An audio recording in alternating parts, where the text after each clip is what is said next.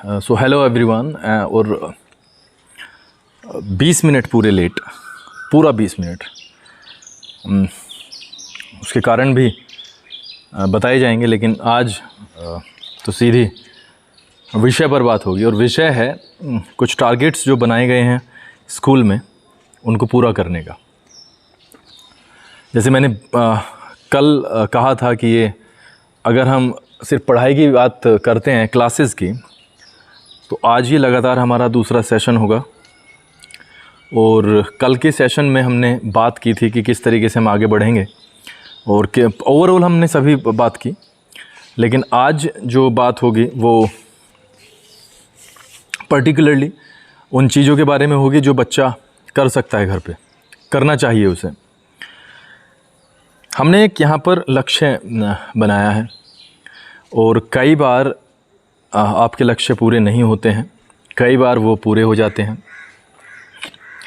और जब वो लक्ष्य पूरे नहीं होते हैं तो एक मन में एक किसी ना किसी तरीके की दुविधा तो ज़रूर होती है बच्चे के मन में भी हो सकती है, बड़े के मन में भी हो सकती है।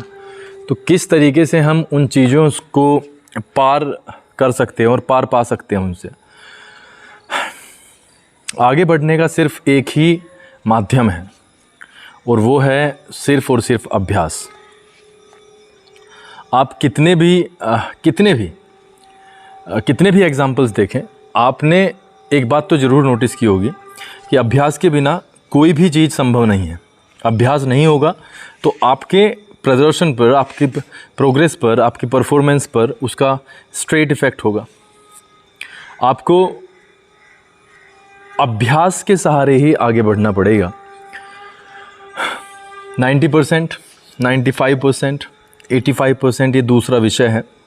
लेकिन अगर हम अभ्यास करना ही छोड़ देते हैं तो हमारी जो डाउनफॉल होता है वो बहुत फास्ट है। पढ़ने बैठते हैं, एक चीज़ नहीं होती है। अब इसका मतलब क्या निकाला जाए?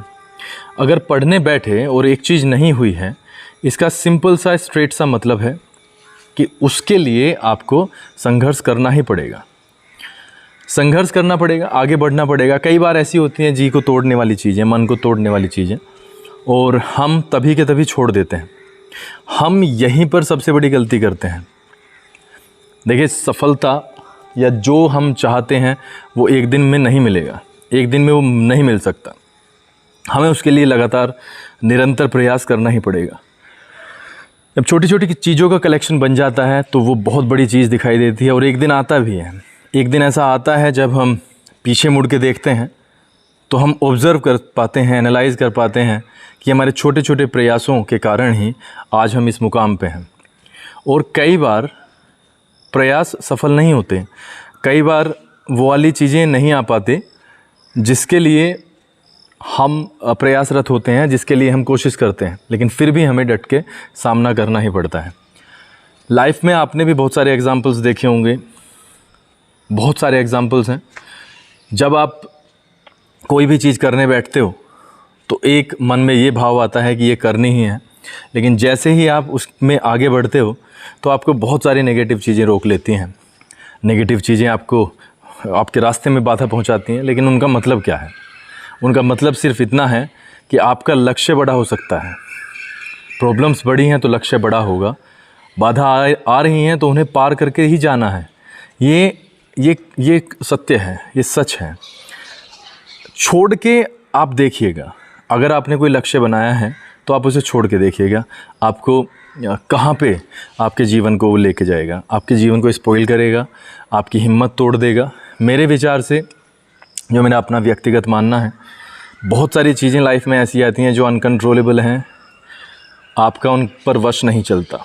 तो मेरा उन सभी विद्यार्थियों से अनुरोध है जो इस समय लड़ रहे हैं अपने मन से, अपने आप से, पढ़ने बैठते हैं लेकिन उनका मन उनको कहीं और ही लेके जाता है। तो मेरा उनसे ये हाथ जोड़कर ये विनती है कि आप पढ़ें, और जो राक्षस आपके अंदर, वो नेगेटिव, जिसे मैं कहूँगा नकारात्मक जो चीज़ होती है हमारे अंदर, नकारात्मक जो एनर्जी होती है, वो हमें कहीं ना कहीं अपनी ओर आकर्षित करती है। उससे लड़ना ही उससे लड़ना ही हमारे लिए बेहतर होगा। छोटे से एग्ज़ाम्पल से मैं आपको समझाना चाहूँगा। मैं अगर एक सवाल करने बैठूँ और वो ना हो तो उसका क्या मतलब हो सकता है। आप ज़रा ऑब्ज़र्व कीजिएगा, एक सवाल जो कि सभी के सिलेबस में है और वो आपसे नहीं हुआ तो उसका रिज़ल्ट क्या होगा, परिणाम वो सिर्फ आप तक सीमित नहीं है। आप एग्ज़ाम में बैठेंगे और दूसरा बच्चा उसे करके आ जाएगा, दूसरा बच्चा उसे करके आएगा, इसका इम्पैक्ट कितना पड़ेगा। यानी जो चीज़ आप पे आपको नंबर दिलवा सकती थी वहाँ पर आपके नंबर नहीं मिले, दूसरे बच्चे के मिल गए और यहीं से आप कंपटीशन से भी बाहर हो गए। कोई भी चीज़ पहले अटेम्प्ट में नहीं आती, कोई गारंटी नहीं है कि सारी चीज़ें पहले अटेम्प्ट में आ जाएगी। उसके लिए आपको अटेम्प्ट्स के बाद अटेम्प्ट्स करने ही पड़ते हैं। बहुत सारे एग्जाम्पल्स हैं और आपकी ही लाइफ में बहुत सारे एग्जाम्पल्स होंगे जब आप पहले प्रयत्न में सफल नहीं हुए, but when you try hard you get succeeded. It's as simple as that. हमारा एक और यहाँ पर आपको सलाह है कि इस वाक्य को तो आप छोड़ दें अब कि लोग कहेंगे क्या। ये मेरे विचार से मानव जीवन का सबसे खतरनाक वाक्य है, लोग क्या कहेंगे। और इसको सोचकर ही मुझे तो ऐसा लगता है कि आधे से ज़्यादा काम शुरू होते नहीं होंगे, सिर्फ ये सोच करके कि लोग क्या कहेंगे। अरे लोगों को कहने दो, कहने ही दो, हमें अपना काम करना है। लोग बहुत सारी बातें करते हैं, आप थोड़ा सा आगे बढ़ेंगे, they start talking about you, they start pulling your leg. तो ऐसी तो चीज़ें होंगी। सफलता और एक लक्ष्य को पाने के लिए आपको उन चीज़ों से तो पार पाना ही है जो आपके इर्द गिर्द जो आपके स्ट्रेट अवे विषय पे है। लेकिन आपके जो इर्द गिर्द चीज़ें हैं, जो नेगेटिव चीज़ें हैं, नेगेटिव लोग हैं, उनसे भी आपकी एक लड़ाई है, उससे भी आपका संघर्ष है। अब आप देखिएगा, जिस लक्ष्य के साथ आपने शुरू किया था उस लक्ष्य के साथ आपके सपने, आपके माता पिता के सपने, आपके रिश्तेदारों के सपने, भाई दोस्त, सबके सपने जुड़े हैं। और अगर हमारी छोटी सी लापरवाही में हम नीचे आ जाते हैं परफॉर्मेंस में तो इतने सारे सपने एक साथ चकनाचूर हो जाएंगे। आप सोचिए, जब आप 10th में होते हैं, जब आप 12th में होते हैं, या ज़िंदगी के ऐसे पड़ाव पे जब आपकी परीक्षा है, तो आप ही नहीं हैं जो पास होने की, अव्वल दर्जा प्राप्त करने की ख्वाहिश रखते हैं, बल्कि आपसे जुड़ा हर वो इंसान जो आपसे लगाव करता है, जो वेल विशर है आपका, वो हर इंसान आपके लिए दुआ करता है कि आप जीवन में प्रगति प्राप्त करें। बहुत सारे बच्चों को देखा गया है कि वो एब्सेंट्स होते हैं, नहीं आते, लापरवाही करते हैं, पढ़ते नहीं हैं। मेरा उन सभी से हाथ जोड़कर और प्यार से, बहुत बच्चे की तरह निवेदन है कि इस चीज़ से बच्चों, आप किसी का कुछ नहीं बिगाड़ोगे, अपनी लाइफ को स्पॉइल करके बैठ जाओगे और जब समय निकल जाएगा, समय ही एक ऐसी चीज़ मैंने देखी है जिसकी गति का अंदाज़ा आप नहीं लगा सकते। चला जाता है तो सिर्फ पछताना रह जाता है। और मेरा दोबारा से मैं आपसे रिक्वेस्ट करता हूँ कि आप डे टू डे की जो कार्यवाही है, जो आप डे टू डे करना चाहते हैं, उसको आप करके ही माने।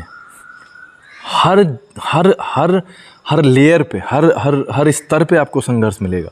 आप खेल में भी जाओगे तो आपको संघर्ष मिलेगा। आप किसी भी लहजे में देखें, आप किसी भी क्षेत्र में देखें, आपको आपके कंपटीशन में लोग मिलेंगे। कंपटीशन होगा तभी उस चीज़ का एक मोल होता है, एक वैल्यू होती है। अदरवाइज़ क्या है, अगर आप चीज़ों से इस तरीके से डर कर भागोगे, देखिए डर कर भागना ये कोई पर्टिकुलरली कोई एक इस तरीके का हैपनिंग नहीं है। ये कहीं ना कहीं आपके नेचर में हो सकता है। आपने डिफ़िकल्ट चीज़ देखी और आप डर कर चले गए। आपने ये वाली चीज़ ऐसी देखी जो आपसे नहीं हो रही है और आपने बिना संघर्ष किए उसको छोड़ दिया।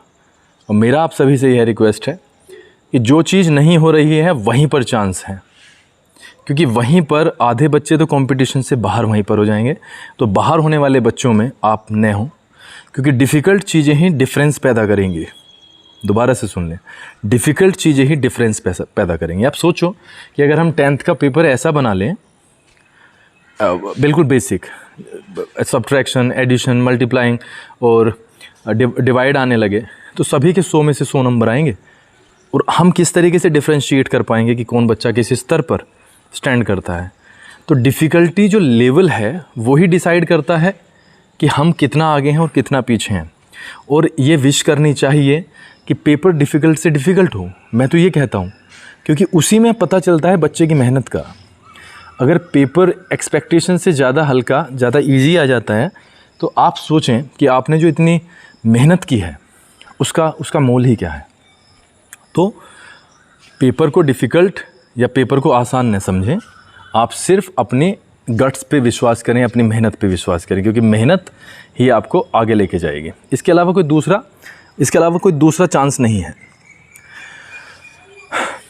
कल हमारा पहला सेशन था और मुझे बहुत खुशी हुई कि वो कई बच्चों ने हमारे शेयर भी किया। आज भी मैं आपसे यही एक्सपेक्ट करता हूँ कि आप अपने सजेशंस हमें ज़रूर दें। स्कूल में बहुत बड़े स्तर पर मेहनत शुरू हो चुकी है। हम एक ऐसा वातावरण उत्पन्न करने की कोशिश कर रहे हैं जो वातावरण आपके बच्चों को एक कदम आगे लेकर के जाएगा। हम किसी ना किसी लेवल पर, हाँ बेटा, सर कितने बजे आना है? बेटा 7:30, 7:30, 8th वाले को? हाँ ठीक है।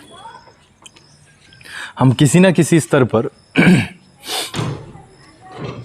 ये कोशिश कर रहे हैं कि यहाँ पर एक इस तरीके का एटमॉस्फेयर डेवलप किया जाए जो बच्चों को एक पॉजिटिव एनर्जी दे।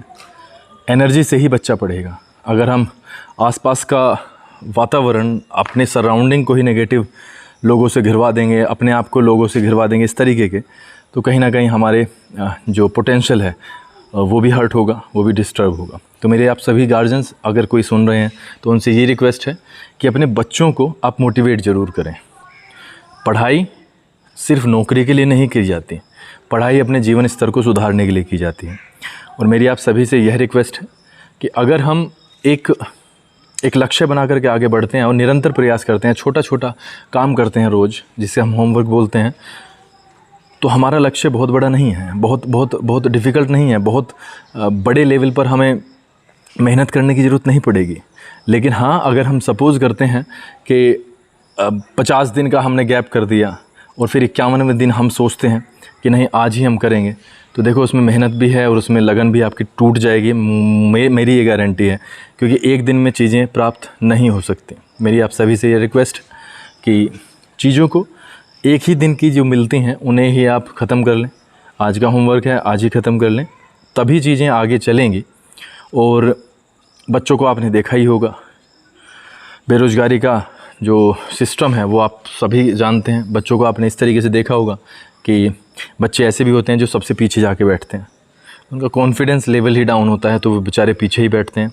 बच्चे ऐसे होते हैं जो हाथ खड़ा तक नहीं कर पाते, पूछ नहीं पाते। तो फिर से मैं बोलूँगा, उनका जो आत्मविश्वास है वो बिल्कुल ज़ीरो हो चुका है। मेरी आप सभी से रिक्वेस्ट है कि हम किसी न किसी स्तर पर अपने बच्चों को एक कदम आगे लेकर के जाएं, रोज़ लेकर के जाएं। माँ बाप, भाई बहन और जो हमारे रिलेटिव्स होते हैं वो सभी हमें कहीं ना कहीं किसी न किसी तरीके से इंस्पायर करते हैं। और उन सभी बड़ों से भी मेरा यह निवेदन है कि हमारी हर एक्टिविटी पर का असर बच्चों पर पड़ता है, तो हमें भी बहुत ज़्यादा केयरफुल रहना है, बच्चों को मोटिवेट करना है हर कदम, हर क्षण, हर पल। और हमारी प्रार्थना है, हमारी ब्लेसिंग्स हैं इन बच्चों के साथ, हमारी मेहनत भी इन बच्चों के साथ है। हम 24 घंटे मेहनत कर ही रहे हैं। अब की बार भी संडे जो ये आने वाला है, इस पर भी हमने 2 क्लासेस लगाई हैं, 90 मिनट की वो क्लासेस होंगी। और बच्चों को हम चाहते हैं कि आगे के लेवल पर लेके जाएं। आपके कीमती समय के लिए बहुत बहुत धन्यवाद। जेनेटिक पब्लिक स्कूल के नाम से यूट्यूब पर चैनल है, आप उसे ज़रूर सब्सक्राइब करें और इस वीडियो को शेयर करें। और जो भी सजेशंस हो आप मुझे 9690401819 पे व्हाट्सएप कर सकते हैं और यहाँ पर कमेंट बॉक्स में आप कमेंट डाल सकते हैं। बहुत बहुत धन्यवाद। आप सभी के जीवन के लिए मंगल कामनाएं।